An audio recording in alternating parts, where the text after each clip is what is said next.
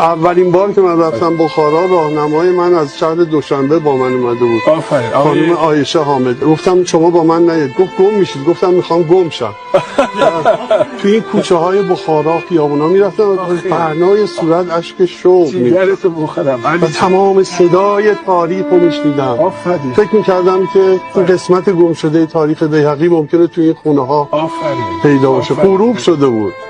دم خونه چند تا خانم گفتن شما رو پریشان میابیم. گفتن به آشیانه ما بیایید نان بخوریم، غذا خوردن. آفرین. تعارف و بچه هاشون اومدن. گفتم چند تا؟ گفت 3 تن.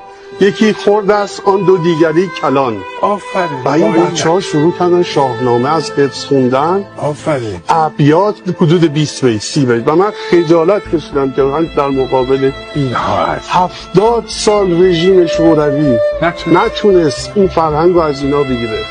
و این یعنی مقاومت یک فرهنگ، مقاومت یک زبان فارسی ما رو حفظ کرده. فوق‌العاده بود. 100 سال. برای همین من همیشه به دوستان میگم آقا اگر بخارا و سمرقند نرین، آرامگاه رودکی رو زیارت نکنین، ایرانیت شما کمه. از هر 5 نام تاجیکی یک نام شاهنامه است. در بدخشان، لب مرز افغانستان و تاجیکستان، در دل کوه ها می رفتیم، رسیدیم به یک روستایی که شاید 20 خانوار بیشتر نداشت. ما برای استراحت که چشمه آبی اونجا بود پیاده شدیم. در یک خانه‌ای باز بود. یک دفعه دیدم دختر بچه 3-4 ساله‌ای آمد دم در. من رفتم به سمت این دختر بچه، باهاش خوش و بش کردم، سخن رو آغاز کردم. یک دفعه دیدم صدای مادرش از توی حیاط آمد که گرد آفرید به خانه شو. وقتی گفت گرد آفرید تمام وجود من نبرد گرد آفرید زنی بود بر سان گردی سوار، همیشه به جنگ اندرون نام دار، کجا نام او بود گرد آفرید، زبان زنادر چون نامرید. وقتی نامو شنیدم آمد گفتم که مادر چه دختر زیبایی دارید، و بعد گفتم چه نام زیبایی داره، و بهش گفتم که این نام رو شما خودت گذاشتی؟ گفت نه پدرم گذاشته. گفتم که شما میدونید گرد آفرید کی بوده؟ گفت ها میدونم. و 2 بیت از شاهنامه از گرد آفرید برای من خواند و گفت پدر ما شاهنامه میخونه، ما بچه بودیم شاهنامه میخونده و نام برادرم هم جمشیده. این نشون دهنده اینه که این فرهنگ شاهنامه در همه جا گسترده است. هیچ آیینی در دنیا به شادی آیین زرتشت نبود. نیاکان ما 30 روز ماه را جشن داشتند، اما بعد از حمله اعراب همه چیز ایرانیان رو به نابودی رفت. پیش از یورش اعراب باران که می آمد می رقصیدیم، باد که می ورزید به خرمنگاه می ریختیم و می رقصیدیم. تابستان که می شد جشن می گرفتیم و می رقصیدیم، زمستان که می شد جشن می گرفتیم و می رقصیدیم. زمین های کشاورزی را درو می کردیم و می رقصیدیم، زمین ها را می کاشتیم و می رقصیدیم. می خواستیم دفعه بلا کنیم جشن می گرفتیم، ماه آغاز می شد می رقصیدیم، ماه به پایان می رسید می رقصیدیم. خلاصه این که جشن بود و رقص بود و زندگی بود و خنده بود و شادی، تیرگان بود و مهرگان بود و آبانگان، آذرگان و بهمنگان و اسفندگان و فروردگان و اردیبهشتگان و خردادگان، سده بود و سوری و سرود. فقط در سال 1 بار گریه می کردیم، آن هم برای چیرگی کینه و سنگدلی بر پاکی و سوگ سیاهو.